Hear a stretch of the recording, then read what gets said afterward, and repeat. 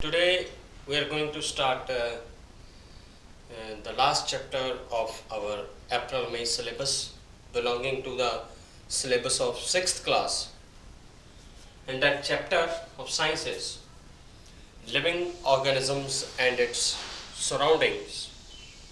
So it's a very important part, and we can just clarify this chapter only by our knowledge, whatever we gained watching TV. Most of the time we kept on watching so many films on TV, but try keep watching Discovery Channel or National Geographic Channel. So on that channel you will observe the maximum vegetation and maximum kind of animals which are surviving in our forest area or whatever the area it may be, different kind of habitats. So the chapter belongs living organism and their surrounding. We are also one category of living organism, and kept on watching toward your surrounding. What will you see? You will see lots of plants there, and you will see lots of animals. Variety of animals and variety of plants are there in our surrounding. These plants are very important for us, but as like that, the animals, other animals, they are also important. Their role is also good in our life. We have to save every category of animal and every category of plant. So what are our observations? Suppose we are going to a trip, or simply if we are in a village, just choose an area where you see most of the plants and most of animals near your area. Whenever you try to visit a wetland area in your village, so many wetlands, they are famous around us, are also there.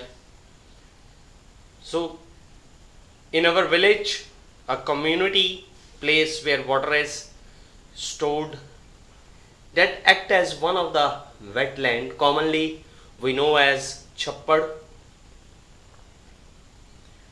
But if we have to see the wetlands of our Punjab, Harike is one of the common wetland.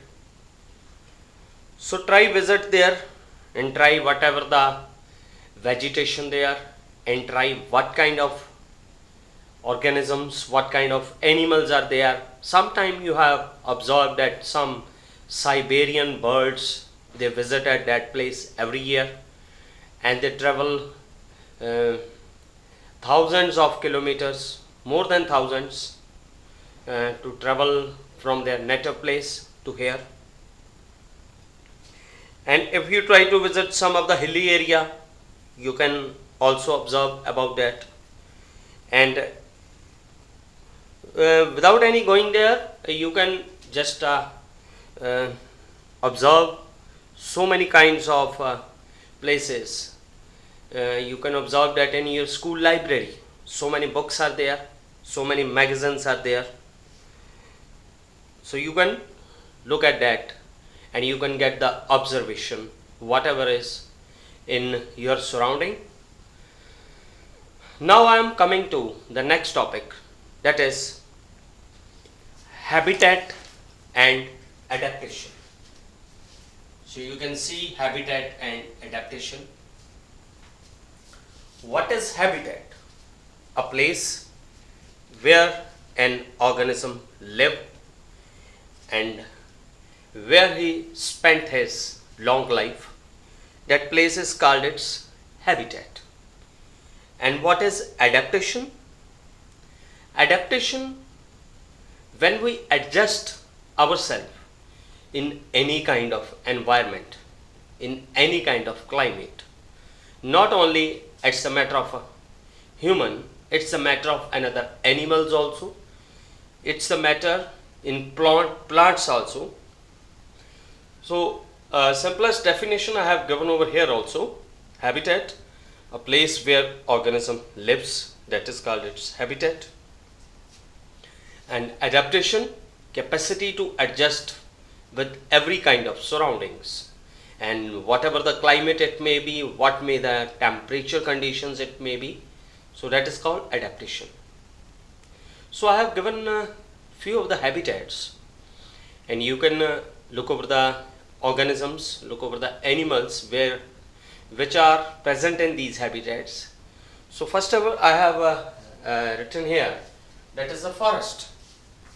And in forest you can observe so many animals: lion, tiger, elephant, snakes, birds, so many more. So this is only, I have given you a few examples. So second, that is hilly area. So in hilly area, whenever you visiting that places, you can observe some monkey very commonly there. And other than that, there are many organism. Leopard is a common there, and so many snakes, so many birds. In hilly area, so many animals survive there. I have given you a few examples here, that is monkey and leopard. Monkey is very commonly seen there when we are traveling by car or by any bus from our area to hilly area, and the side by in roads you can watch these monkeys most of the time. So many other animals are also there in hilly area, but vegetation is also there, that can also we can include in that. Desert area, the animals in desert area: camel, snake and lizard. Similarly in sea, fish, whale, dolphins, prawns. So these are the habitats present in various organisms there. So this is just a simple table given in our book also in this chapter. So this table 9.1. So in that list you can add many more habitats and many more organisms there you can add. Now few of the examples why some of the plants and some of the animals they adapt itself in that any kind of habitat. So a simple example I am giving you, you have observed some of the plants with thorn. They have some thorns, and that plants are absorbed in desert area. A cactus, it's a very good example. That what are its thorns? Actually these thorns, they are the plant leaves. These leaves are modified into thorns because in desert area there is a limitation of water, and due to that limitation plant can only absorb water after a long struggle. So that's why plants they have the capacity to store water for a longer duration in the desert area. That's why that cactus can store a water in its stem portion, and leaves are they are converted into, they are modified in the form of thorns, because from the leaves most of the water vapor came out with the help of stomata, that are small pores at the beneath surface of the leaves.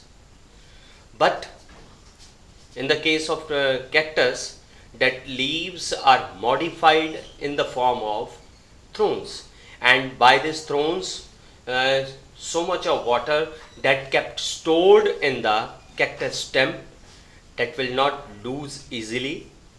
So that to prohibit the water to leave the plant, that leaves are converted into thorns. And if there are some of the plants in desert area, their stomata remain sunken, they remain closed most of the time in the daytime, so that water cannot lose in desert area. So it's one of the example I have given you about it. And one more modified example about the desert animals, like camel is there in desert area. camel can store water for longer duration, for more than 15 days in its body, in its hump. You have seen that hump uh, on its body. So in that hump it can store lots of water, and that water it kept on using for a longer days, because water is not available in the desert area for so easy terms, for so easy time. So he have to store water. Similarly, another question I'm giving you about some of the adaptations, whatever is happening in that organisms, like the body of the birds and body of fishes. It's a streamlined body. Streamlined means it's very sharpened from the tip, and because to cut the uh, water, and so that in birds their body is also like fishes, like streamlined, so that they can cut the air easily. And also on this on the body surface of fish there are so many scales. Scales prevent the body of the fishes uh, uh, so that it cannot damage. Scales have oils stored in it, and that oils they prevent the skin to damage. Similarly, on some of the one of the example I am giving you about the water plants, like you have observed so many water hyacinth, that is one of the example. uh, it's very common that kept on traveling in the water. So the leaves of these plants, they have oily surface, and due to that oily surface, leaves they can survive for a longer time in water, because water cannot stay on leaves. Water, due to that oil, due to that oily surface. So these are few examples of the adaptations whatever happening. One of the another example of adaptation, that in our organism, in our body, for respiration there are lungs, but whatever is happening in the fish, fish have gills instead of lungs, and the fish of and the fish's gill, they are outside the body, because they have to pass the water from their self, and fish can inhale only oxygen from that water which is passing through its gills. So it's one of the respiratory organ difference in the organism which are staying on land and which are staying in water. And similarly, one of the another example I am giving you, that is also and so many examples are there. Due to this adaptation, we can say color difference is also one of the adaptation. Polar bear, that's white in color, and because it's kept on staying in the polar region, and in the polar region most of the area that is covered with snow, and that is in white color. But polar bear is also in white color, so that enemies cannot trace it. That's why its skin color is white in that area. And so many other kinds of adaptations are there, and I will tell you about these adaptation in next portion of this chapter. So we have to perform some of the activities also.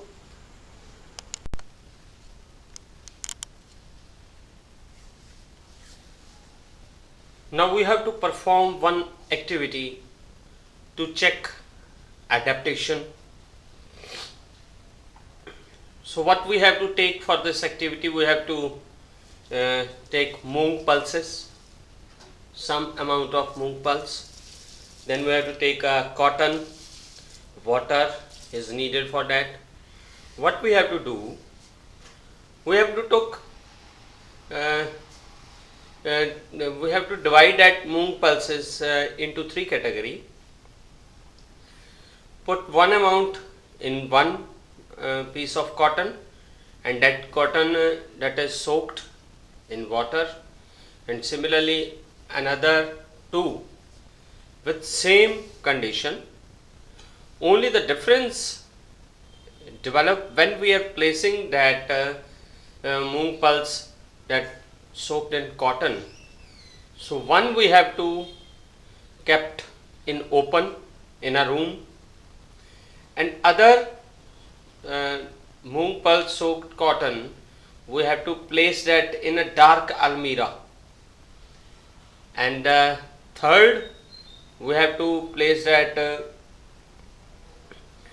cotton with that moong pulses soaked in water.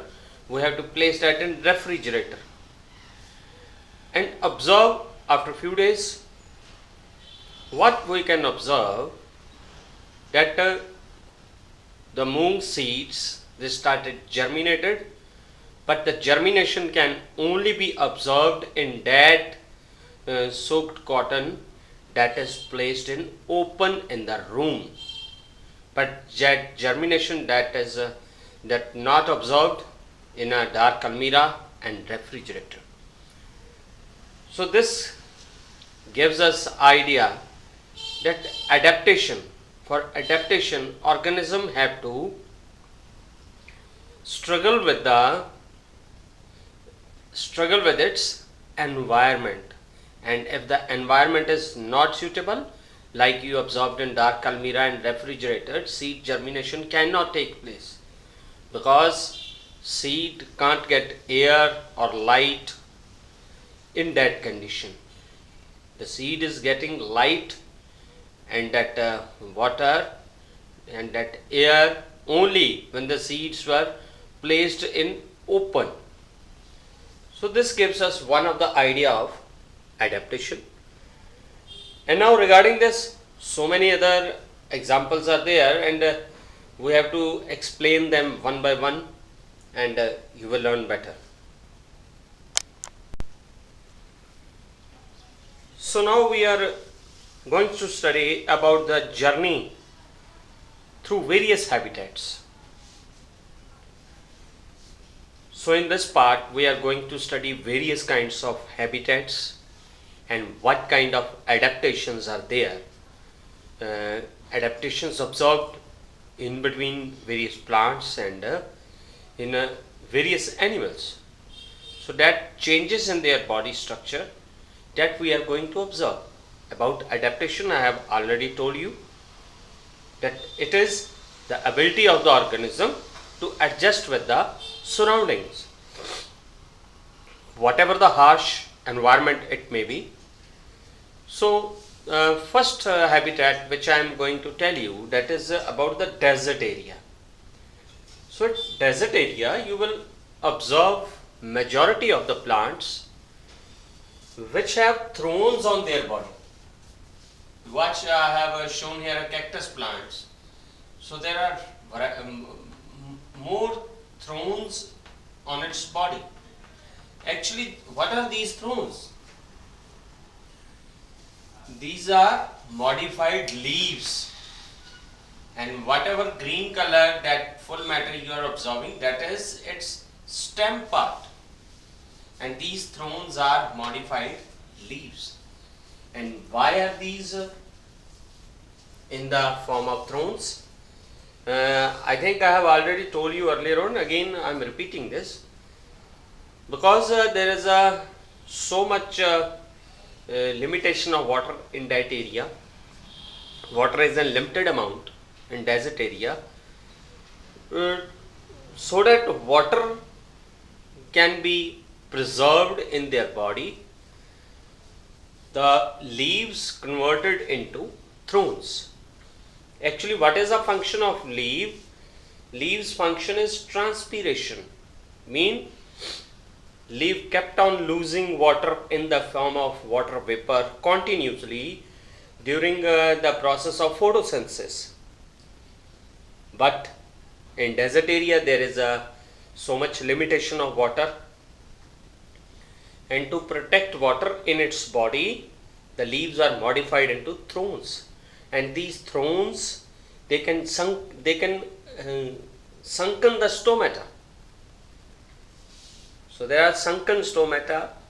Also other plants like cactus, its leaves are very small, and small size leaves, why are they there?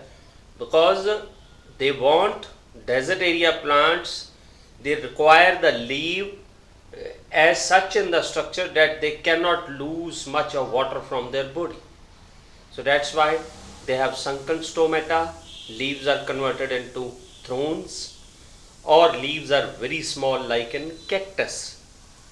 So that to preserve the water in their body. And if you observe somehow the stem of the cactus, you can observe there is lots of amount of water in that, and because that water is stored in the body. Otherwise, if they kept on losing water, they cannot survive anymore in that desert area. Second, I am telling you about the animals. So here, because in the daytime there is so much hot, and the night time there is so much cold, that organism's blood can freeze in that cold. So that's why most of the animal, they live in burrows there. Like you have seen here, I have just simple drawn a diagram. Uh, Burrow and a snake is there, and in another burrow there is a rat.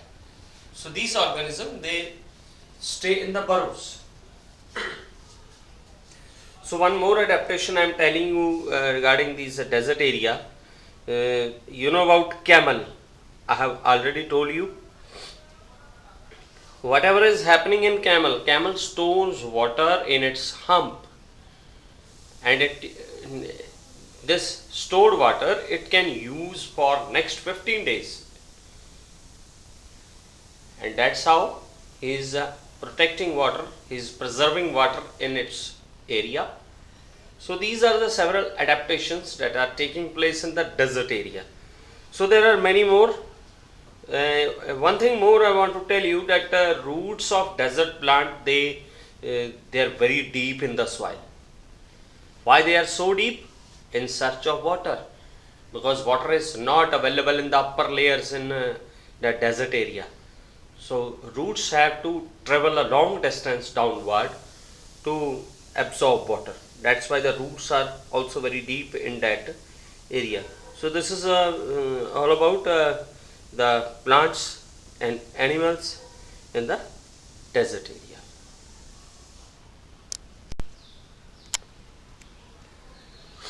So now coming to hilly area. So very good area to watch. Majority of the tourists, they went to hilly area during hot seasons.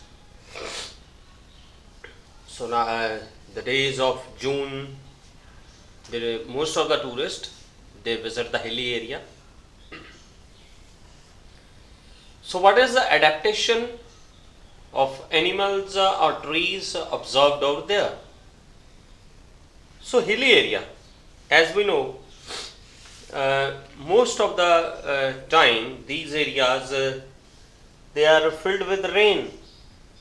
There are lots of rain, cold air, and even there is very much snow in the hilly area. So there are variety of animals and variety of plants observed there.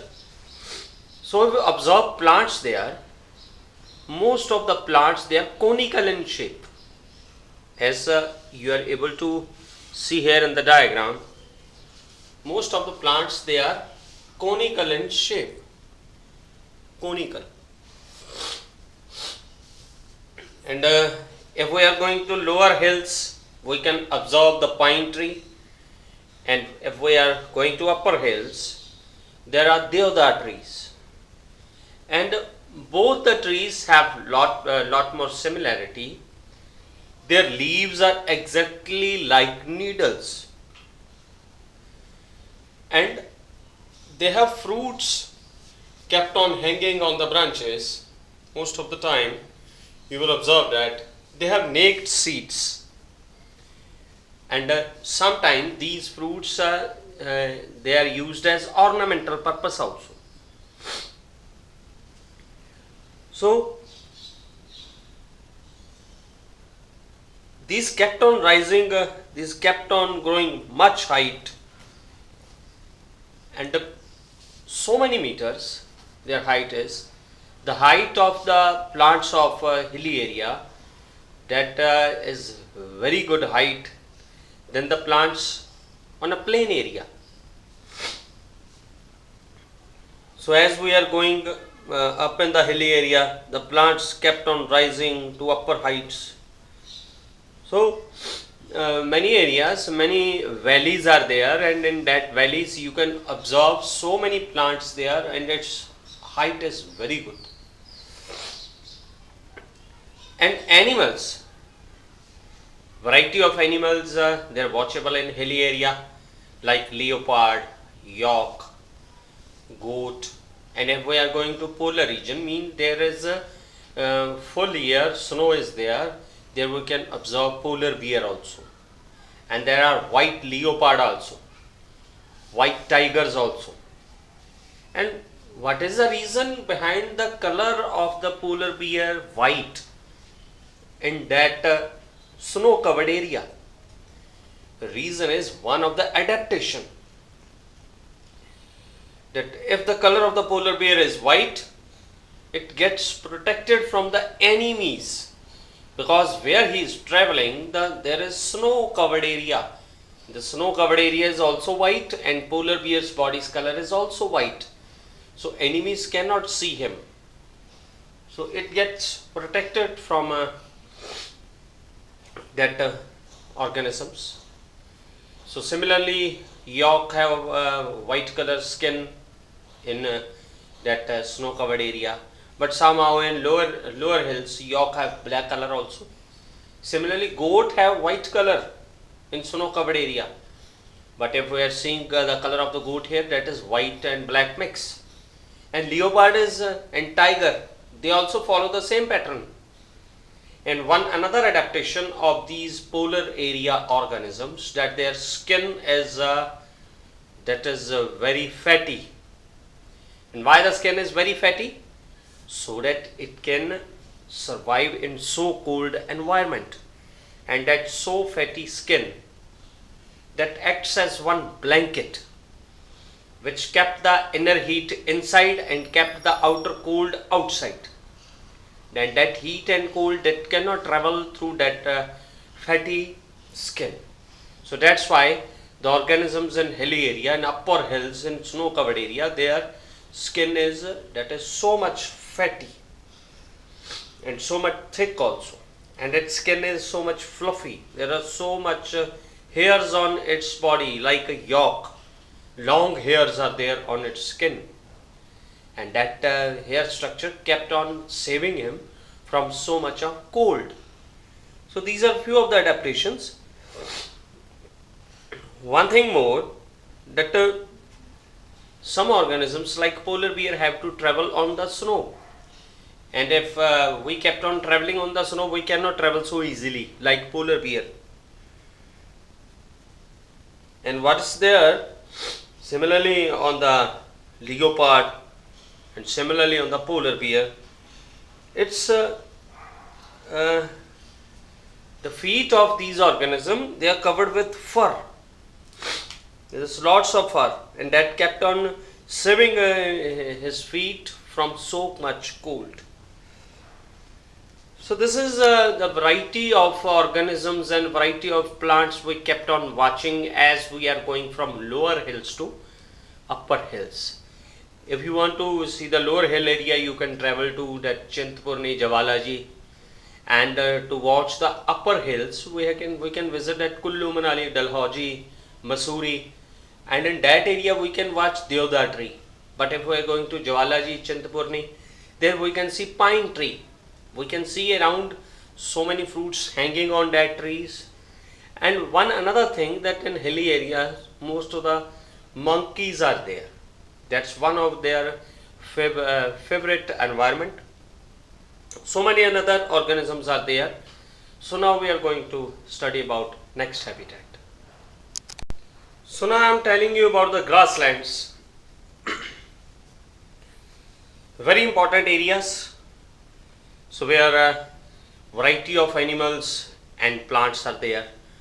But in majority we say lion is king of these grasslands. So we kept on watching majority of the grasslands, as well as we have studied earlier the habitats, what we desert and that hilly area. We kept on watching that on Discovery Channel, National Geographic Channel also. So they are very good channels. You have to watch, kept on watching and kept on knowing what kind of variety of animals and plants are there in various habitats. So what is the adaptation of that loin in that area?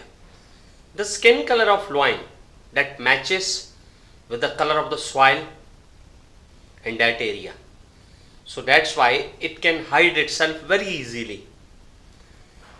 So when it have to prey any of the animal like a deer, so in Discovery Channel you have also watched a lion that's eating deer most of the time. First he have to prey it, he have to catch it, and to catch deer he have to race with the deer.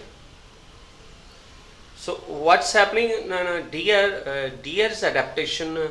Deer's adaptation is that its teeth, they are very suitable to eat plants. But lion's teeth, their canine teeth, that's very long, so that it can tear the flesh easily. And, most of the time, lion catches deer from its neck region by its canine teeth. So its nails are very long, lines, and with the help of that also it can take its flesh. So deer can run very fast in these grasslands, and it travel a long journey, and its ear are so sensitive that the somewhat sound, little bit sound they can detect, and if lion is there, and it can easily identify that where the lion is there simply by the sound of the leaves through which lion is traveling, and the other sounds it can also detect. So that's why deer is also good having sensory organs. It have long hairs. So many another features of this kind of habitat is that majority of plants are there. Most of the plants which we observe on a land area, on a plain area, they are present in that forest. Whether the plant is fruitful or it is giving shade, every variety of plant is there in the grasslands. Even so many medicinal plants are there. So many plants have a religious value in our life also. They are also present in that area in majority in grasslands. So this is all I told you about the adaptation of animals and plants in grasslands. Now we are going to discuss about the next habitat, that is aquatic habitat. So now I am telling you about the aquatic habitat. Whatever is what kind of plants or animals are there in a sea, in a river, in a pond, or whatever the water source it may be. It may be any well. So there are plants of three categories. One are that are fully submerged in water. You can see some of the plants, they are fully submerged in water. Some plants, they are partially submerged in water, and some kept on floating on the surface of water. So there are three categories of plants are there which are very common. So many examples are water hyacinth. So many plants are there which you observe in that area. Similarly, if I am telling you about some of the animals which are there in a sea or in a large that rivers, so many fishes are there, and fishes thereof, basically you can see the body of the fish that is covered with some of the scales on its surface. And what is the function of that scales? They prevent the skin to damage from the water, because these scales contain oils, and that oils cannot damage the skin, outer skin of the fish. Similarly, dolphin and whale, these fishes are very common in sea. they don't have the respiratory organs like gills in fishes here. They don't have gills in these structure. These are actually mammals like us. If they have to breathe, they have to keep their mouth outside the water, and so that they can take oxygen from outer surface, and they can inhale lots of amount of oxygen in their body, and with that oxygen they can breathe in the water. So this is a respiratory conditions in a dolphin and whale. But in the case of fish, they can only take oxygen from dead water only, in which oxygen is dissolved, and it take oxygen through its gills, and these gills are not present in dolphin and whale.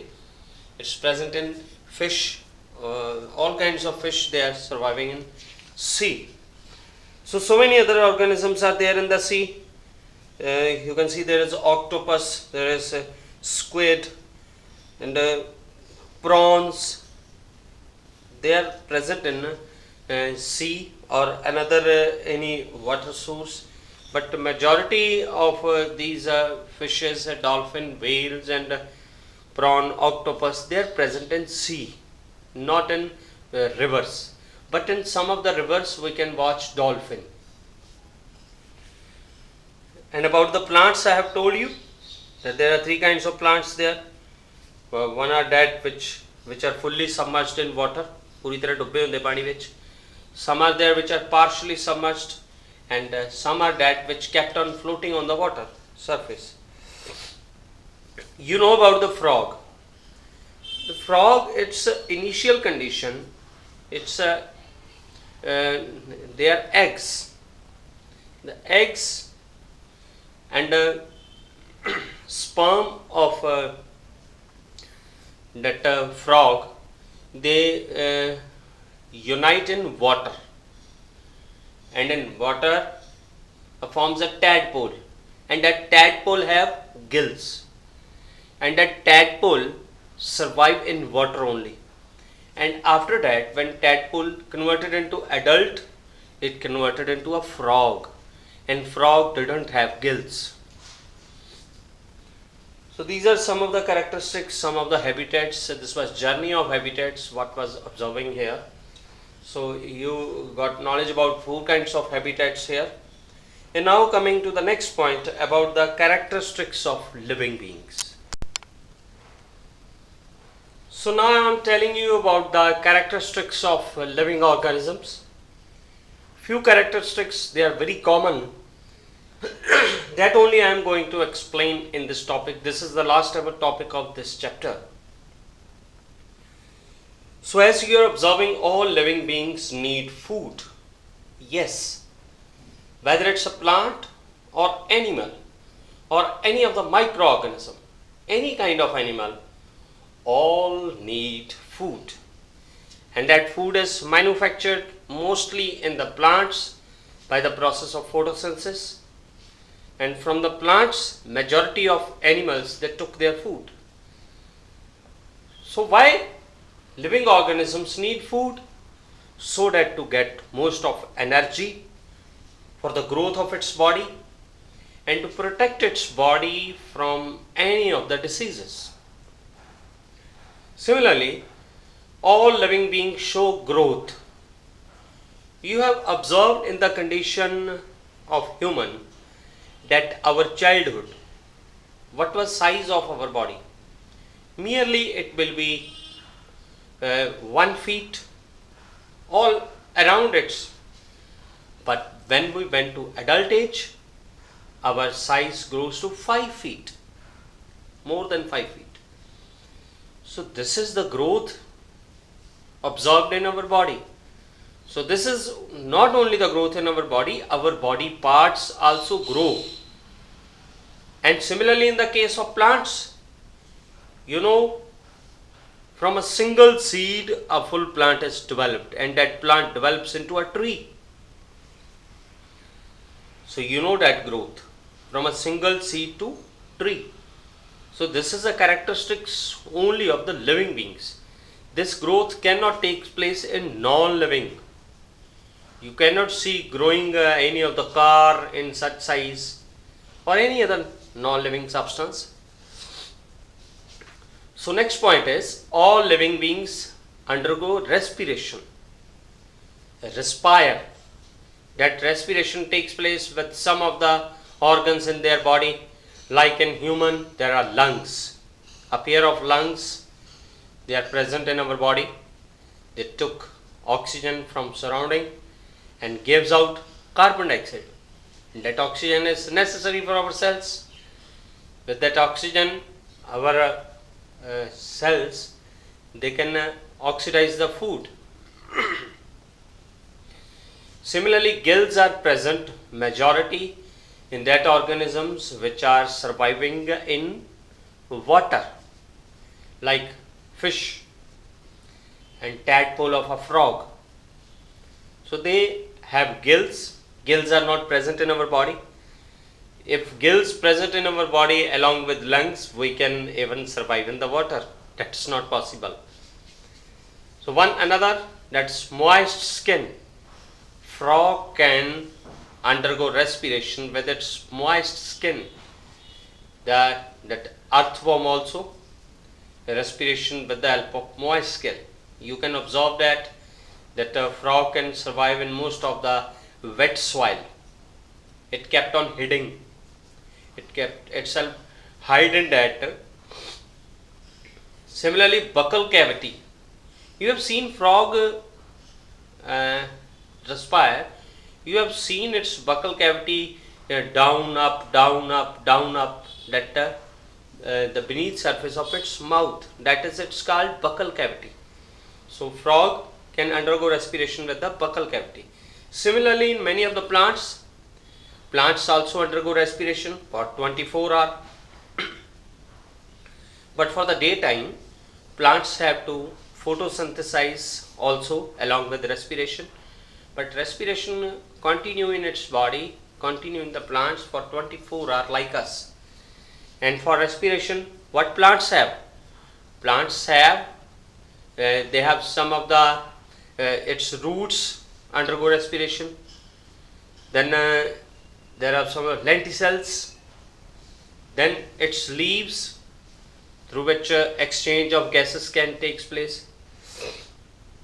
Then its green stem can also undergo the same condition for respiration, exchange of gases.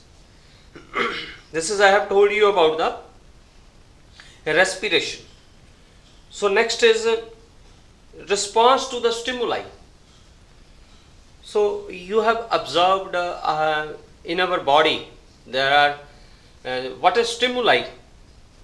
Sometime we have pricked with a needle and suddenly we kept our hand backward to protect, and that backward action, that was one of our body's response to a stimuli. Stimuli was that needle.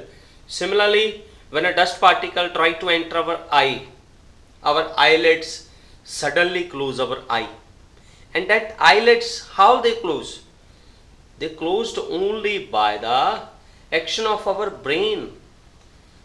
Our eye is one of the very sensitive organ, and somehow if any dust particle is coming near to our eyes send a message to brain within a microsecond, and within a microsecond our brain give response to a stimuli. And what is that response to stimuli? We close our eyelids, and these are response to a stimuli. And most of the stimuli, they are not observed in animals, in plants also. Place one pot with a plant in a dark room and kept its one window open. You will observe after 1 or 2 days that the branch of that plant that bend toward the light source, that is phototropism, toward the light it move. So this is living beings, all the living beings response to a stimuli. You know about that plant that is called touch me not, also that is called Lajvanti. When we try to touch its leaves, they kept itself near its branch. They close itself. So that is one of the response to a stimuli. That's why it's called touch me not.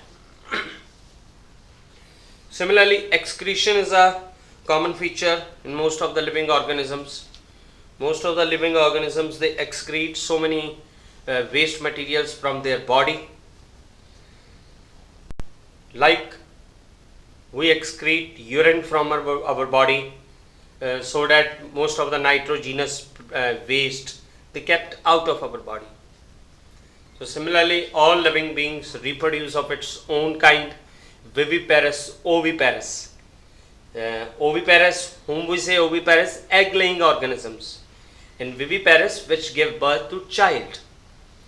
And seed germination takes place from the seed, but condition is that they need water and air. All living beings move. Plants show locomotion because they cannot travel from one place to another. They kept on moving from its axial position here and there. Living beings means most of the animals, including human, they can travel long distances with the help of their feet. So these are some of the common characteristics of living beings. We have to be known about that, and this is all about the chapter. Thank you.